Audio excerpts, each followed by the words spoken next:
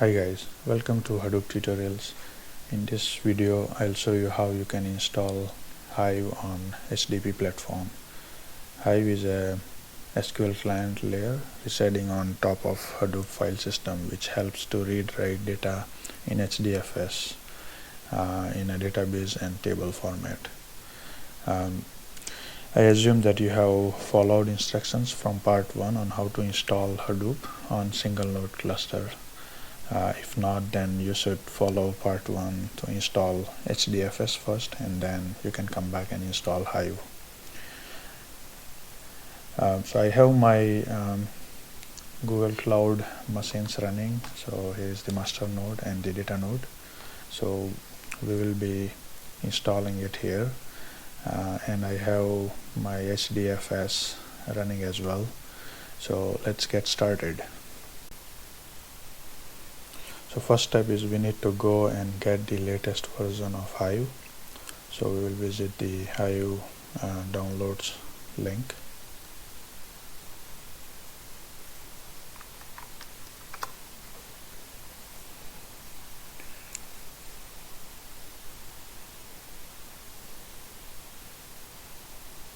So you can select any mirror here. And as you can see, the Hive, there are 3 types of Hive version here, version 1, 2 and 3.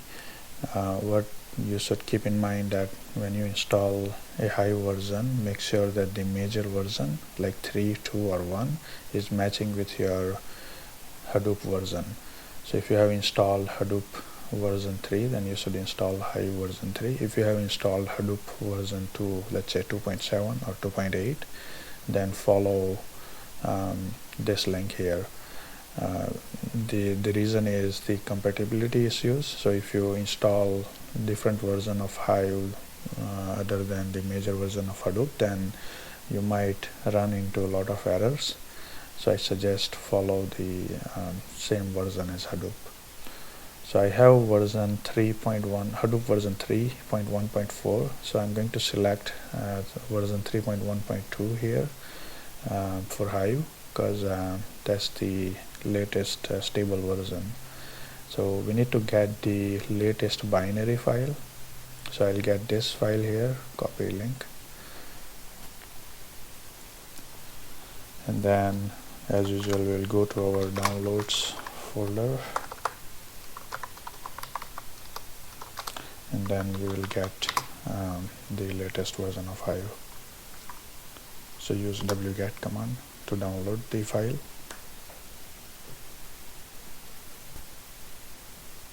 Once the file is downloaded, we can extract this file. So I'm just going to follow this guide here that I have prepared. I'll publish this on the website as well. So the Hive is extracted to a folder now. Now we will copy this into user lib Hive directory, because we don't want to keep it in the downloads folder. So I'm going to create the folder for Hive first. Make sure you use sudo with the commands, because this is a root directory which doesn't have access to normal user. And then we're going to move downloaded Apache Hive, the extracted folder in user lib. Okay, we can just double check the folder to make sure it's copied there. There you go. So we have the folder copied there. Now what we need to do is and we have to set up the environment variables in bash rc. So I'm going to add it in this file here, and if you remember, we have already some of the environment variables for Hadoop. We are going to add environment variables for Hive as well. So we need to set the Hive home and also set the path to Hive home bin folder. So that's the environment variable Hive home, and then we are exporting path for bin directory so that we can run Hive command from anywhere.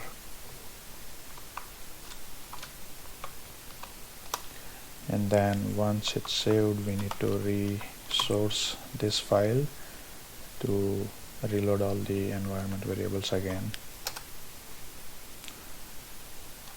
You can just make sure the Hive home is pointing to the correct directory, so you can see it's now listing the content of this home directory. Now we have to set up some of the configurations for Hive. So in Hive home, under bin folder, we have hive config.sh that we need to edit. In fact, I'm just going to verify that this is the file, so let me just go to the home folder.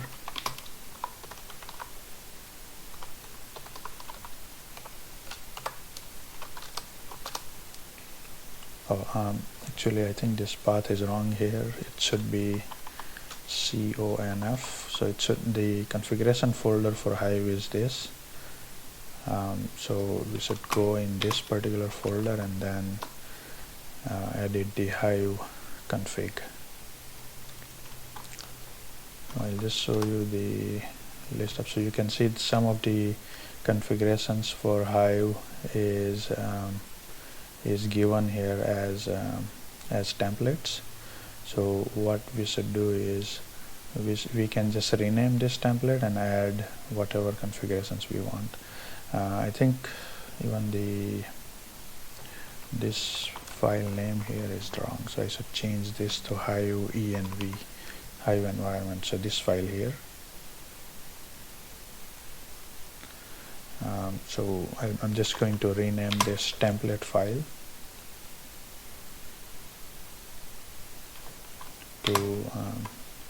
to the .sh, so remove .template, and then we have to make this file executable.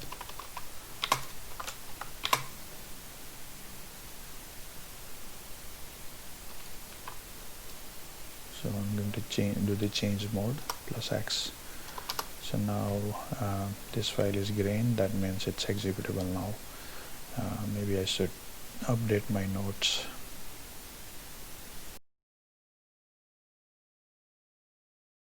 We have to add Hadoop home path in this file. So what we have to do is go and edit this file, hive environment.sh.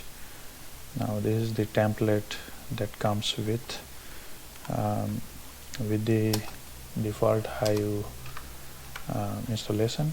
So you can see the Hadoop home is commented out here. What I'm going to do is just add Hadoop home path here, and I know from previous installation this is the home path for my Hadoop installation. You should adjust this path for your installation if you have installed it somewhere else.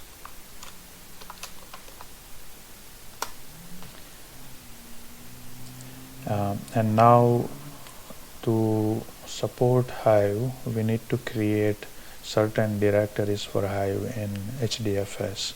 So these are the commands that will do that. So first we have to create USR directory, and then under USR we have to create Hive directory. And remember, these are not local folders, these are all HDFS folders. So we are using Hadoop fs command to do that. And then under Hive we have to create a warehouse as a subdirectory.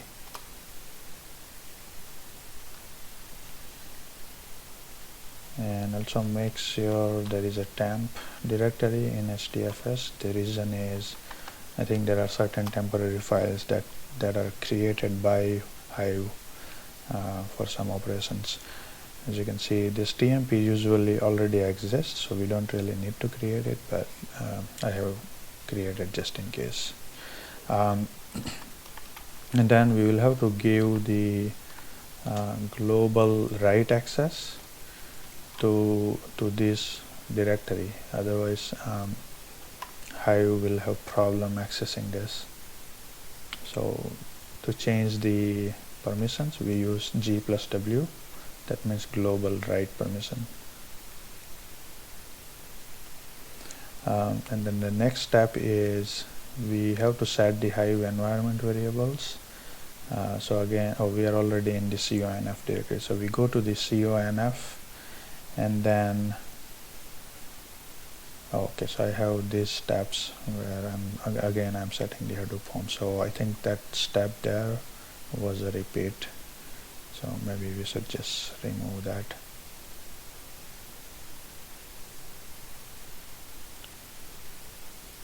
Sorry, it's here. So I think this step was a repeat because I have same steps here. So so again, what we have to do is we have to set the Hadoop home.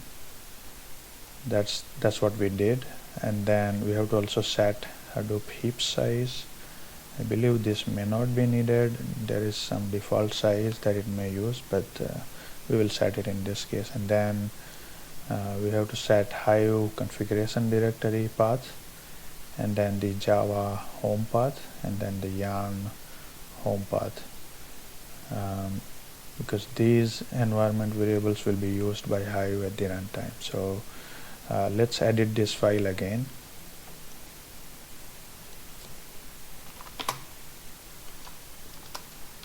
And then we go at the end where we added Hadoop home. So this is Hadoop home. So we already have this, so we don't need to add it back. We'll add these 4 variables here,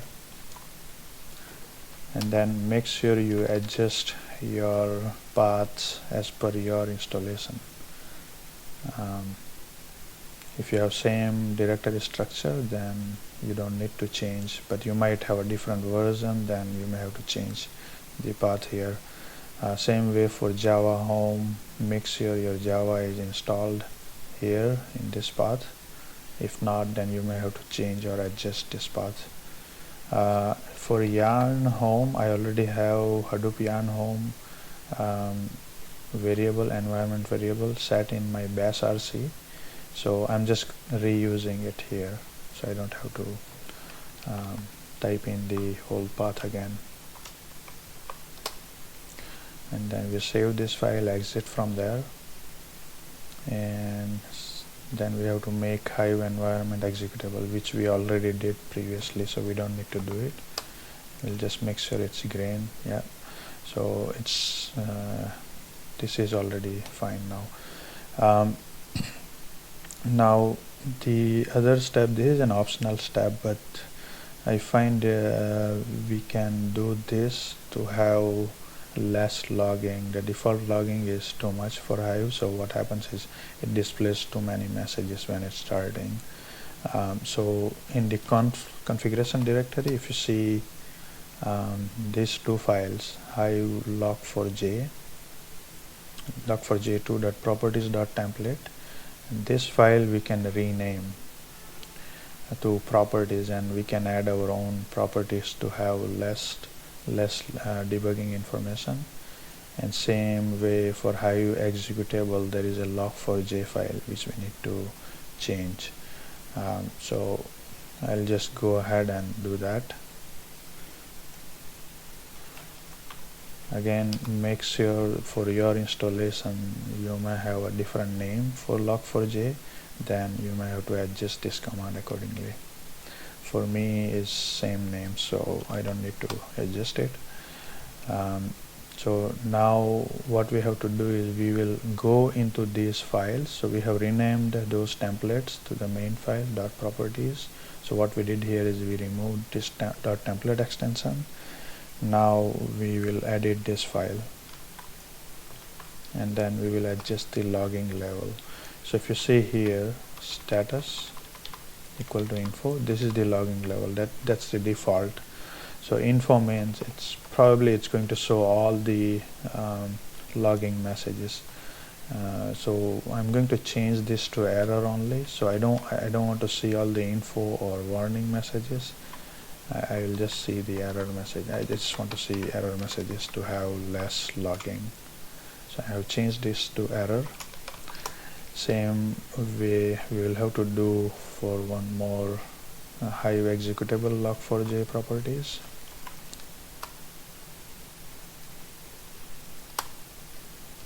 And then change info to error.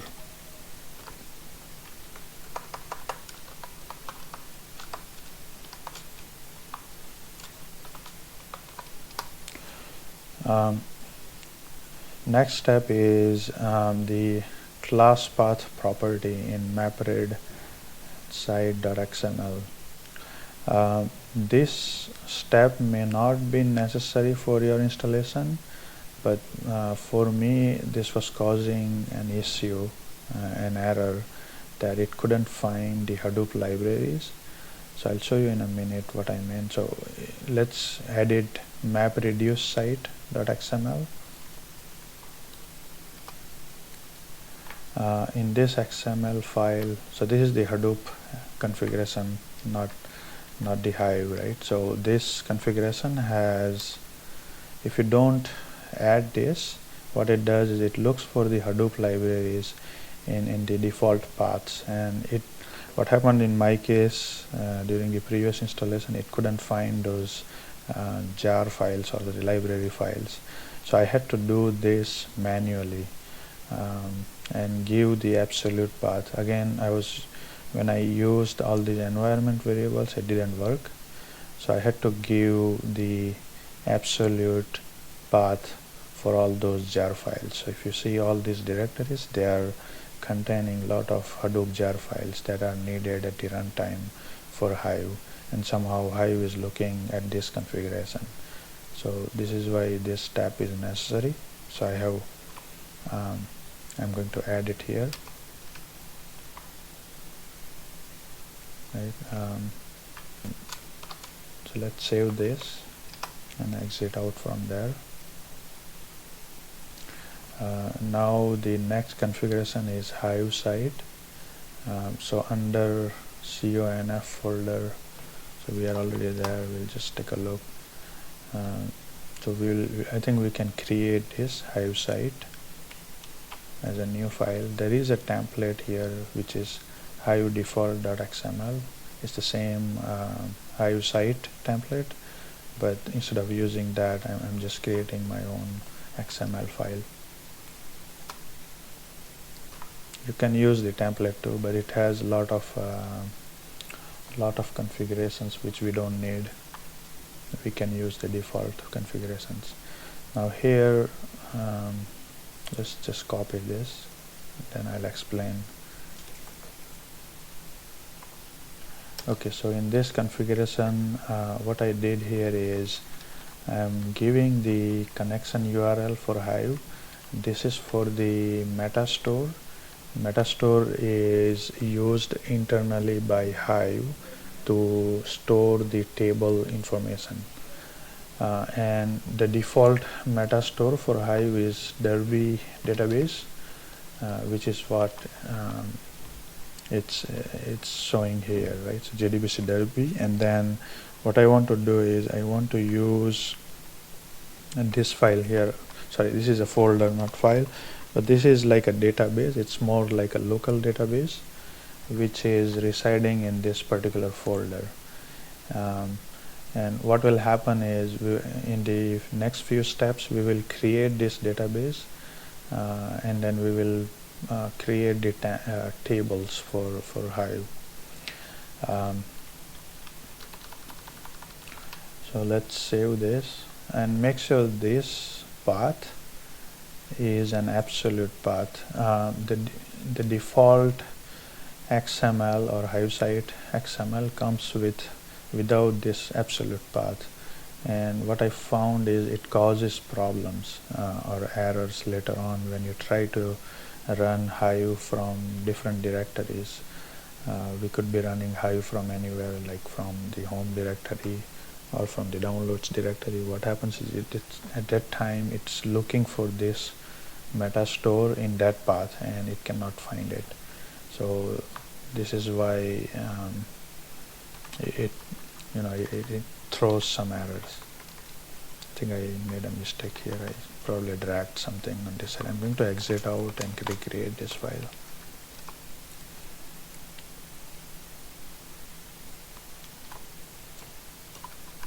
Okay, so now the path is correct. So let's save this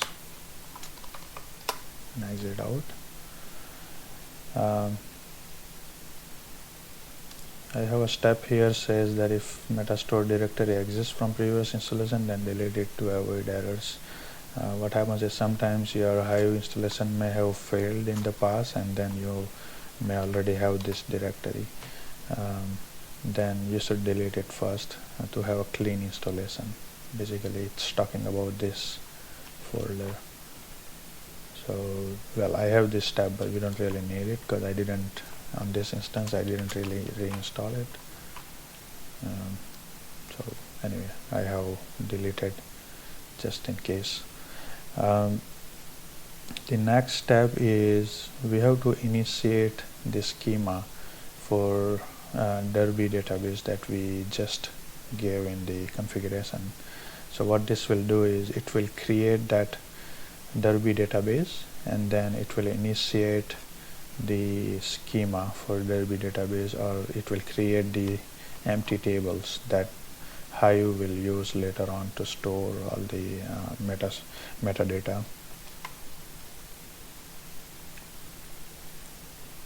Okay, so there is some error here, and I think I have seen this before, and that's what I have documented here, that we will receive this error.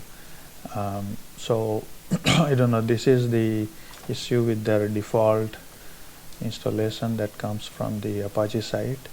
The reason for this error, I'll just show you what's the error. So it says check the argument, something with the language object, and what's happening is it's coming from a jar file, and I found an article online related to this same error, and it mentioned that this error is due to a bug in Hive, and there's the bug number, and it's being thrown because of this particular jar file, which is an old version, and it's actually looking for a new version, and the new version is in the Hadoop installation folder. So what we have to do is we need to remove this 19.0 old jar and then copy the new one from Hadoop folder. So to do that, we will have to go to the lib folder in Hive home. So now we are under lib folder, and under lib you will see there are a lot of jars. I'll just show you the one we are interested in. So this is the one. So you see it's 19.0. So what we have to do is remove this this file.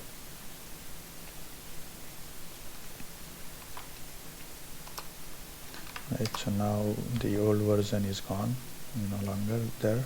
And now we have to copy the new one. So the new one is under Hadoop home, and then share folder, and then Hadoop, and then common lib, and then this is the Guava 27.0 jre.jar. So this is the file we need.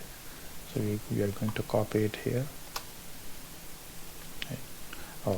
Because okay, I have to use CP.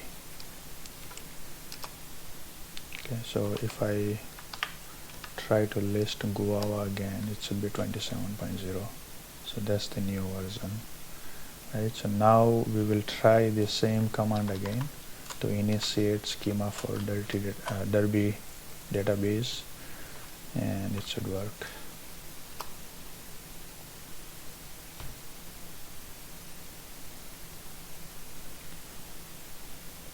And it's going to do some weird blank screen for a while, but don't worry, it will work. So as you can see, we got the initialization script completed, and then schema tool complete. That means the Derby database is up and running now.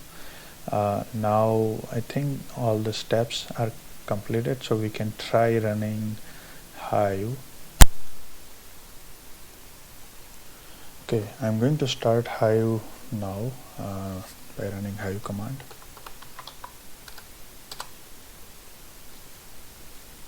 I think there is some error in the configuration file that we should fix it later. Let's see if Hive is up and running.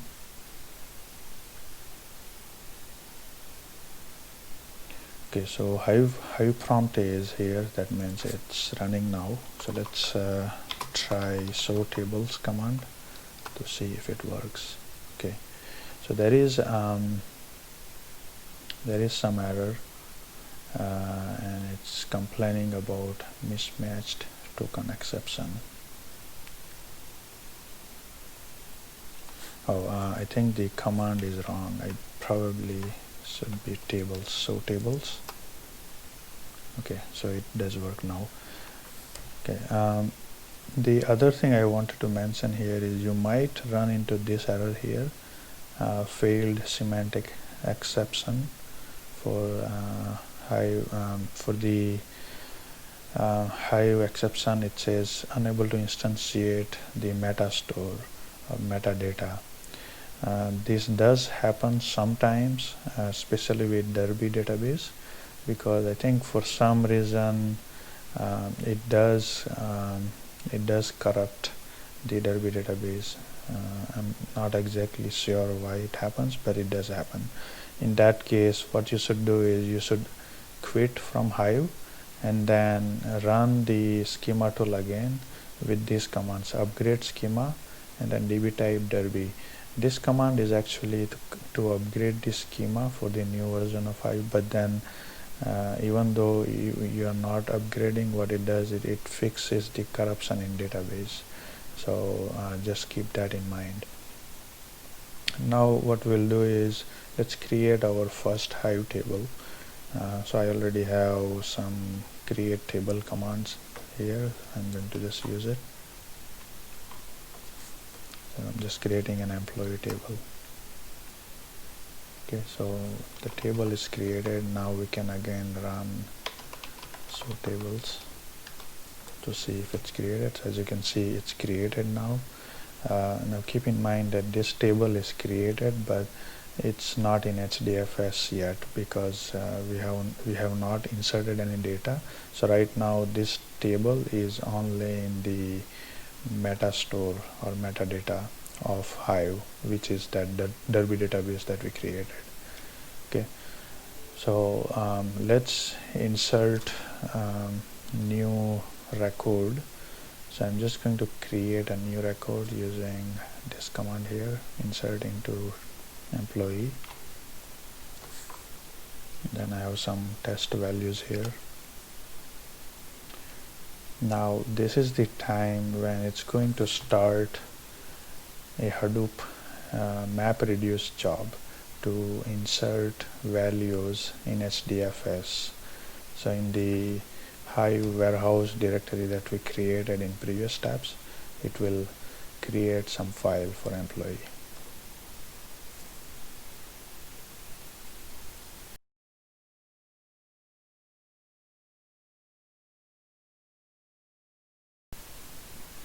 Okay, so I have waited about 2-3 minutes and the job is still running, which indicates that there is some issue with the MapReduce job. What I noticed here is, if you see the tracking URL that Hive has given me is using this IP6 localhost and then port 5349, which means this IP address is being used, and from the past experience, so let me just go back.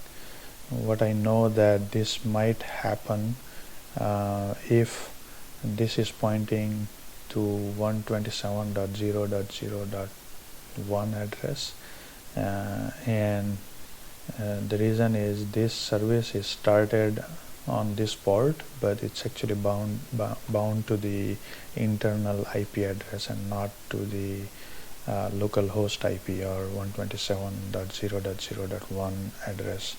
So it just keeps waiting for the response, and it never gets. So it kind of hangs here. So I'm going to cancel or kill this job. Right.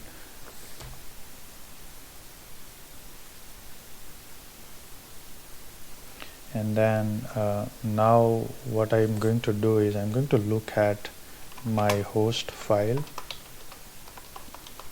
and then see where this IP6 localhost is pointing.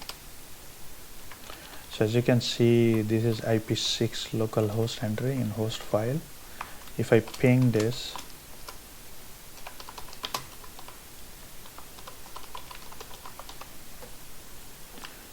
then you will see it's actually pinging to 127.0.0.1 address, and this is why Hive keeps waiting, because the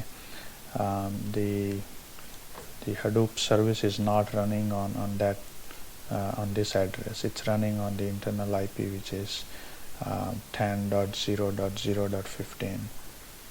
So if you see the IP address here, this is the IP address it's running on, while Hive is looking for this one. So what we have to do is, in order to fix this, we go back to the host file, and then we will have to add, we have to use sudo to edit this file.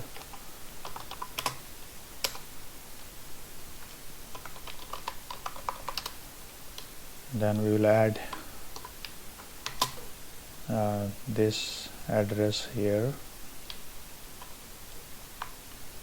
and then delete it from here. So now this address is bounded to the internal IP, which is this, right? And then we save it. Now if you ping this IP6 dash localhost, it should ping on the internal IP address. So now when we try to rerun Hive, it should work. So let's go back in.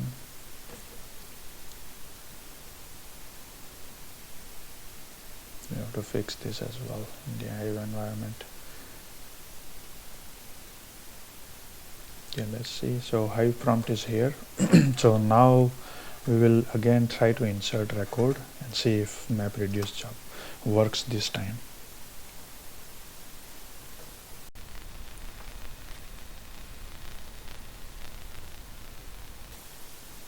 As you can see, the map job is completed 100%.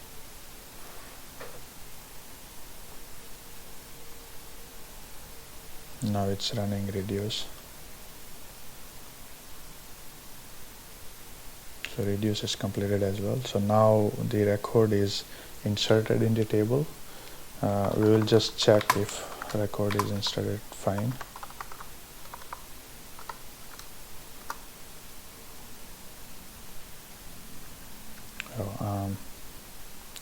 Select star from. Okay, there you go. So you can see this record is inserted, right? The same way we can try inserting another record. So I have it here.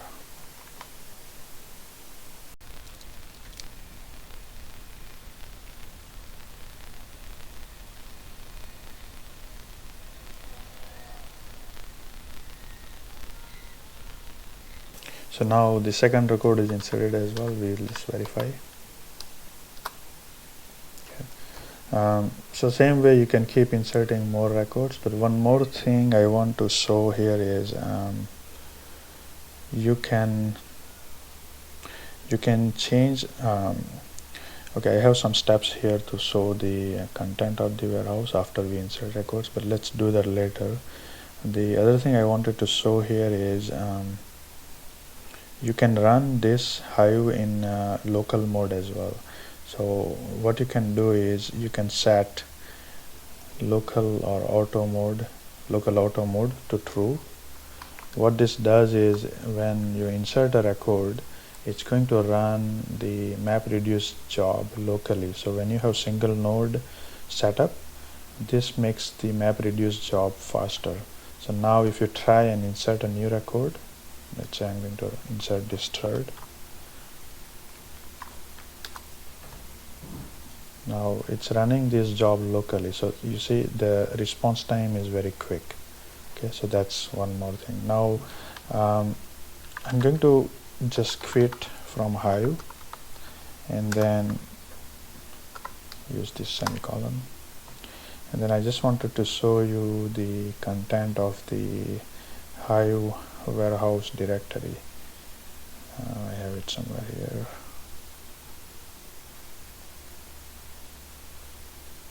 So this command, so we are going to list the content of the Hive warehouse. If you remember, we created this directory initially, so you can see this employees. This is the file that it has created in HDFS. So this is how Hive is storing all the tables in HDFS, and the table structure is stored in Hive Metastore. One more thing I wanted to show you was, remember how when we inserted a record, it was showing us a tracking URL. So that URL you can in fact visit in the browser, and then you can see the job. So for Google Cloud Virtual Machine, you can use the external IP address with the port 5349, right, like this, to see the actual. So I think I copied the data node IP address. I should have copied the master one. So let me just change that. 5349, and this should be with the master node IP address. So you can see the all the applications that MapReduce job was running, and you can see the status. So if you go back here, and then we can try and insert a new record here. I just want to show you how it looks like from the browser.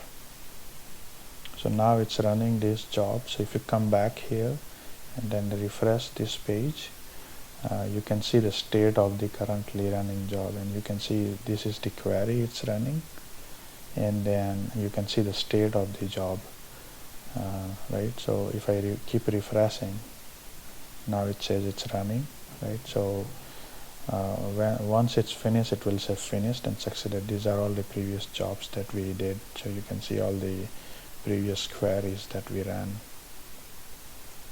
right? Just keep in mind that this port 5349 is not open by default in Google Cloud VM. So you will have to open it. You will have to open it in the firewall for your virtual machine.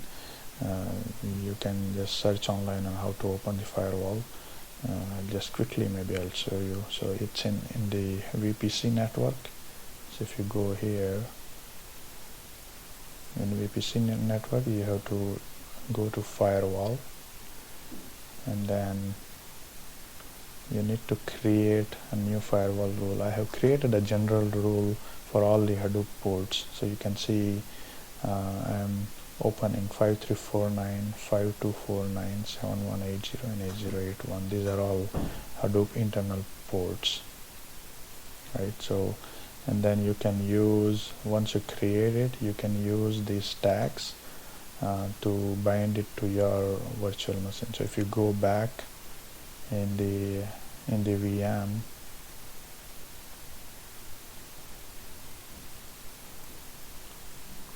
and then if you see the property for your master node, so if you click on it,